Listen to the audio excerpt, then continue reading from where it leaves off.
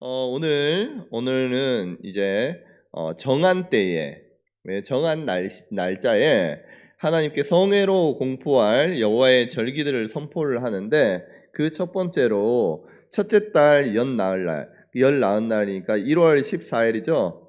1월 14일 저녁은 여호와의 유월절이라고 하면서 유월절에 대해서 말씀하고 있습니다. 6월절은요 히브리어로 페사흐라고 합니다. 페사흐. 이 어원이 무엇이냐? 이 페사흐라는 뜻은 넘어가다라는 뜻이에요. 그리고 지나가다, 넘어가다라는 뜻인데 우리나라 6월절 할 때 6월이라는 것도 같은 말입니다. 넘어가다, 이 넘어갈 유자, 넘어갈 월자 해가지고요 넘어가다는 뜻이에요. 이 날은 하나님께서 이스라엘 백성들을 출애굽하신 그 사건을 기념해서 하나님께서 제정하신 날입니다. 자, 그러면 하나님께서 이스라엘 백성들 애굽에서 이 해방하고 출애굽하실 때에 하나님께서 행하신 일들이 있습니다. 애굽에 10가지 재앙을 내리시는데 애굽을 떠나고자 하는 이스라엘 그들을 애굽에서 바로는요 가지 못하도록 막습니다.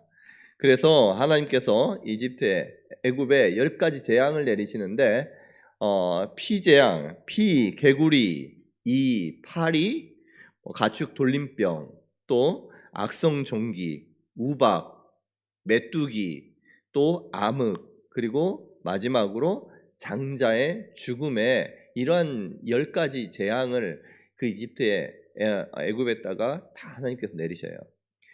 그 10가지 재앙 중에 마지막 재앙이 무엇이었느냐? 바로 모든 장자를 죽이시는 거예요. 하나님께서는 그때 이스라엘 백성들에게 말씀을 하십니다. 너희들은 양을 잡아라. 어린 양을 잡고 너희들이 사는 집 출입문에 문설주와 임방에 그 피를 바르라 라고 말씀하셨어요.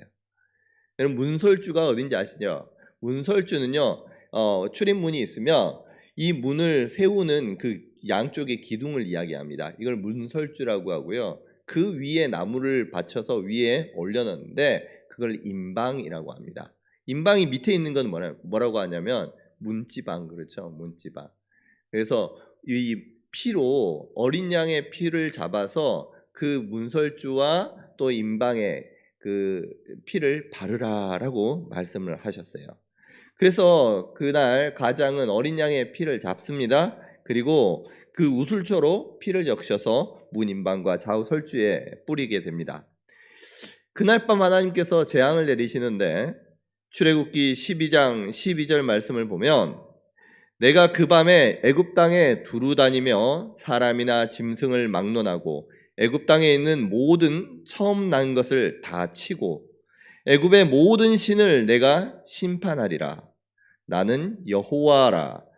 내가 애굽 땅을 칠 때에 그 피가 너희가 사는 집에 있어서 너희를 위하여 표적이 될지라. 내가 피를 볼 때 너희를 넘어가리니 재앙이 너희에게 내려 멸하지 아니하리라. 아멘.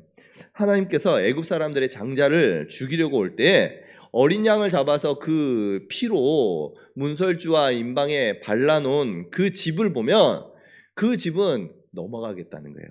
그 집에는 내가 장자들을 죽이지 않고 그냥 그 집은 넘어가겠다. 그래서 내가 그 피를 볼 때에 너희를 넘어가리니 재앙이 너희에게 내려 멸하지 아니하리라. 여러분, 이 집 안에 있는 사람이요 어떤 사람인지 그것이 중요하지 않습니다. 이 사람이 착한 사람인지 악한 사람인지 그 집안에 있는 사람이 유대인인지 이방인인지 여러분 그것으로 말미암아서 죽이고 살고 하는 것이 아니라 하나님께서는 무엇을 보고 죽이지 않고 넘어가겠다라고 말씀하시느냐? 그 하나님께서 말씀하신 대로 이스라엘 백성들이 어린 양의 피를 문에다가 바르면 그것 보고 그 피를 보고 그 집은 넘어가겠다라는 거예요. 구원이 우리에게 달려있는 것이 아니라 이 피에 달려있음을 하나님께서 강조하고 말씀해 주시는 것입니다. 여러분 6월절의 어린 양 누구십니까? 맞아요. 유월절 어린 양은 예수 그리스도를 예표합니다. 예수 그리스도의 피로 말미암아 여러분 죽음이 넘어가고 우리의 가난이 넘어가고 모든 아픔과 고통이 넘어가고 모든 재앙이 우리에게 내리지 않는 줄 믿으시기를 바랍니다. 여러분 예수님이요 유월절 어린 양이세요. 성경 곳곳에서 예수님이 유월절 어린 양이라는 것을 증거하십니다. 여러분 예수님 출애굽기 12장 6절 말씀을 보면 이달 열 나흘까지 간직하였다가 해질 때에 이스라엘 회중이 그 양을 잡고라고 말씀하십니다. 언제 그 이스라엘 그러니까 어린 양을 언제 잡느냐? 바로 이 1월 14일까지 간직을 하다가 14일 날 해가 질 때부터 이제 그 양을 잡으라고 말씀하시는 거예요. 자, 그러면 6월절이 해 질 때는 언제냐면요. 하루에 해가 지고 나서 하루가 시작됩니다. 이스라엘은 해가 지고 나서부터 하루가 시작이 되는데 결국은 6월절이 시작할 때에 이와 같이 양을 잡으라는 거예요. 여러분 6월절 그러면 예수님이 6월절 어린 양이라면서요. 그러면 6월절에 해질 때 죽어야 되지 않습니까? 예수님을 언제 그러니까 6월절 어린 양을 언제 잡느냐? 6월절 해가 질 때 그때 잡아야 되는데 예수님을 그러면 언제 죽여야 되느냐? 죽으셔야 하느냐? 이처럼 6월절에 죽으셔야 돼요. 해가 떨어질 때 죽으셔야 됩니다. 그런데 이 6월절은 그 당시에 예수님이 죽으셨을 때의 6월절은 6월절이기도 하고 안식일이기도 했습니다. 그래서 큰 안식일이라 말씀을 하는데 큰 안식일 이날은요 명절이에요. 그렇기 때문에 사람을 죽일 수가 없어요. 그렇기 때문에 언제 죽이냐? 예수님이 언제 죽습니까? 안식일 전날 죽어요. 안식일 전날에. 성경에 예수님께서 언제 죽으시는지 말씀하시는데요. 성경은 예수님이 제9시쯤에 죽으셨다라고 말씀하세요. 제9시쯤이란 그 말씀은 오후 3시를 가리킵니다. 오후 3시면 아직 해가 창창하잖아요. 오후잖아요. 이스라엘 이 한날 그 기준 자체가 해가 지면서부터 시작한다라고 하는데 아직 6월절을 시작하기 전날이고 아직 해가 있는 그러한 때입니다. 그런데 하나님께서는 하나님의 이 말씀, 출애굽기의 말씀을 이루시기 위해서 어떻게 하시느냐? 여러분 마태복음 27장 45절 말씀 보면 제6시로부터 온 땅에 어둠이 임하여 제9시까지 계속되더니 아멘. 여러분 하나님께서요 이 말씀을 성취하시기 위해서 태양을 어둡게 하십니다. 왜요? 어둠이 임해야지 그 양을 잡을 수가 있거든요. 양을 잡을 시기가 바로 저녁이 될 때, 어둠이 임했을 때 이 양을 잡을 수 있기에 하나님께서는요 6월절 어린 양 아예 그냥 그날 그 시간을 어둠을 쉽게 깔아버리시는 거예요. 뿐만 아니라 6월절 어린 양을 잡을 때에 지켜야 할 것이 있습니다. 출애굽기 12장 46절 말씀에 한 집에서 먹되 그 고기를 조금도 집 밖으로 내지 말고 뼈도 꺾지 말지며라고 그래요. 6월절 어린 양의 그 뼈를 꺾지 말라라고 말씀하시는 거예요. 이 말씀이 예수님을 통해서 이루어지시는데 요한복음 19장 31절에서 33절 말씀입니다. 이날은 준비일이라 유대인들은 그 안식일이 큰 날이므로 그 안식일에 시체들을 십자가에 두지 아니하려 하여 빌라도에게 그들의 다리를 꺾어 시체를 치워달라 하니 군인들이 가서 예수와 함께 못 박힌 첫째 사람과 또 그 다른 사람의 다리를 꺾고 예수께 이르러서는 이미 죽으신 것을 보고 다리를 꺾지 아니하고 아멘. 다른 사람들은요 이날 유대인의 큰 명절이기 때문에 십자가에 이 시체를 달아놓을 수 없다라고 해가지고 내려달라고 합니다. 그러면서 유대인들이 요구하는 것이 무엇이냐? 그들의 다리를 꺾어달라는 거였어요. 혹시 살았을 수도 있으니까. 근데 로마의 군인들이 와가지고 이제 확인을 합니다. 가가지고 그 다리를 꺾으려고 그 시체를 내리려고 보니까 양 옆에 있는 그 시체들은 아직 좀 살아있는지 의심돼요. 그래서 다리를 꺾어버립니다. 그런데 예수님한테 와서 보니까 예수님은 완전히 죽었어요. 그 죽은 것이 확인되니까 굳이 다리를 꺾을 필요가 없었던 거예요. 근데 그것을 하나님께서는 이 요한복음에서는 그것을 분명하게 기록하고 있습니다. 예수께서 이르러서는 이미 죽으신 것을 보고 다리를 꺾지 아니하였더라. 이것이 무슨 말씀이냐? 출애굽기에 그 어린 양, 출애굽기에 유월절 어린 양을 다리를 꺾지 않았던 것처럼 예수님도 그와 같이 다리를 꺾지 않음으로써 예수님이 유월절 어린 양이심을 다시금 우리에게 알려주고 있는 것입니다. 그리고 하나님께서는 바울은요 고린도서에서 분명하게 말씀합니다. 고린도전서 5장 7절 말씀입니다. 너희는 누룩 없는 자인데 새 덩어리가 되게 하기 위하여 묵은 누룩을 내버리라. 우리의 유월절 양 곧 그리스도께서 희생되셨느니라. 아멘. 이 바울은 고린도전서에서 유월절 어린 양이 바로 우리 주 예수 그리스도라고 분명하게 그냥 선포를 합니다. 그냥 말씀을 하고 계세요. 그러면서 묵은 누룩을 내어버리라 라고 말씀하시는데, 자, 그렇다면 유월절 사건은요, 지금 유월절 사건은 단순히 과거의 이스라엘 백성들, 지금 유대인들에게만 해당하는 절기가 아니라는 거예요. 우리 모두에게 해당되는 말씀입니다. 고린도전서에 이 말씀을 하면서 너희는 말씀해요. 누룩 없는 자인데 새 덩어리가 되기 위하여 묵은 누룩을 버리라. 우리의 유월절 양 곧 그리스도께서 희생되셨느니라. 이 대상을 향해서 누구라고 말씀하시느냐? 너희는 말씀해요. 너희는이란 말씀이 누굽니까? 당시에 이 바울이 너희는이라고 할 때에는 고린도 교회 성도들 향해서 너희는이라고 말하잖아요. 이 당시에 고린도 교회 성도들은 유대인들만 있는 것이 아니라 그 교회는요 이방인들이 있었습니다. 그래서 이 너희는이라고 할 때에는 신약을 살아가는 저와 여러분들까지 다 포함되는 말씀인 줄로 믿으시기를 바랍니다. 우리가 어떻게 살았습니까? 우리는 어떻게 구원받았습니까? 바로 우리의 유월절 어린 양이신 예수 그리스도께서 희생되셨기 때문에 우리는 생명을 얻을 수 있게 되었음을 오늘 바울의 말씀을 통해서 우리에게 알려주고 있는 것입니다. 여러분, 우리 주님께서는요 우리를 구원하시고 다시 살게 해주셨어요. 민수기 8장 17절에는 이와 같은 말씀이 있습니다.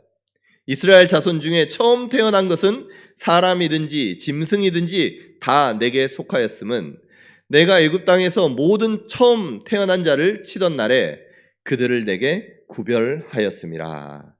아멘.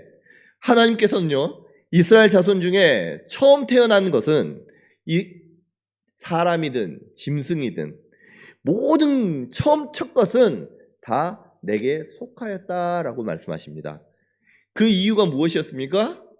내가 애굽 땅에서 모든 처음 태어난 자를 치던 날, 그때 그들을 구별하였다라고 말씀하시는 거예요. 마지막 장자의 죽음, 모든 애굽의 사람들을 다 죽일 때에 내가 이스라엘 백성들의 첫 장자들, 초태생들을 내가 구별했다. 여러분, 그랬기 때문에 이 이스라엘의 처음 난 것, 사람이든 동물이든 그것은 다 누구의 것이라는 거예요? 하나님의 것이다, 내 것이다 라고 말씀하고 계신 거예요. 여러분, 죄로 말미암아 죽어야 할 우리 예수 그리스도께서 그 예수 그리스도의 피로 구원해 주셨습니다. 우리는 구원을 받았습니다. 그러면 하나님께서 우리를 살려주셨기에 우리는 누구에게 속한 것입니까? 우리 또한 하나님께 속한 줄 믿으시기를 바랍니다. 여러분, 하나님께 속하고 하나님의 것이 됨을 내가 하나님의 것이다라는 것을 알아야 돼요. 그 내가 하나님의 것이라는 것이 단순히 서원한 사람, 아니면 내가 하나님께 드리겠습니다, 번제로 하나님께 드립니다, 그 사람만 하나님의 것이 아니라 어떤 사람이 하나님의 것이냐? 바로 어린 양의 피로 말미암아 그때 죽음을 면한 사람, 죽음을 면한 사람은요 하나님의 것이다 라고 말씀하시잖아요. 예수 그리스도의 피로 생명을 얻고 죽지 아니하고 새 생명을 얻은 저와 여러분 모두는 하나님의 소유된 거룩한 백성임을 믿으시기를 바랍니다. 우리는요 하나님의 것이에요. 하나님의 것. 그래서 내 주인은 누구냐? 하나님이세요. 하나님이세요. 우리의 소유권이 나에게 있는 것이 아니라 누구에게 있다? 하나님께 있다는 것입니다. 이처럼요 유월절은 죽어야 할 사람이 그 피로 말미암아 죽지 않고 이제는 하나님의 사람으로 살아가는 새로운 시작, 출발점이 됨을 선포하고 있습니다.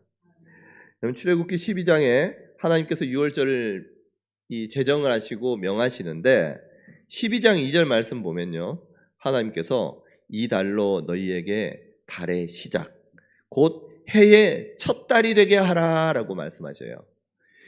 원래는 그 달이 원래 지금 그 달이 6월 당시 이스라엘 백성들의 달력으로 본다면 7월이었어요. 그런데 7월이 아니라 이 달이 1월로, 이 달을 해의 첫 달로 섬겨라라고 말씀하시는 거예요. 6월절 중심으로 6월절이 있는 달이 이제 1월이 되는 것입니다. 하나님께서 이스라엘 백성들을 구원하시고 너 내 거야, 너 내 거야 라고 말씀하시면서 이때부터 오늘부터 1일 하면서 그날부터 하나님께서 새로운 날로 허락해 주셨던 것입니다. 여러분 6월절은요 이처럼 이스라엘 하나님 나라의 백성의 새로운 시작, 새로운 출발점, 그것을 의미한다는 것 여러분 꼭 깨달으셨으면 좋겠고요. 예수님으로 말미암아 구원받았습니까? 옛것은 지나갔어요. 이제는 우리는 새 사람입니다. 예수 그리스도 안에서 새 생명을 얻은 사람이에요.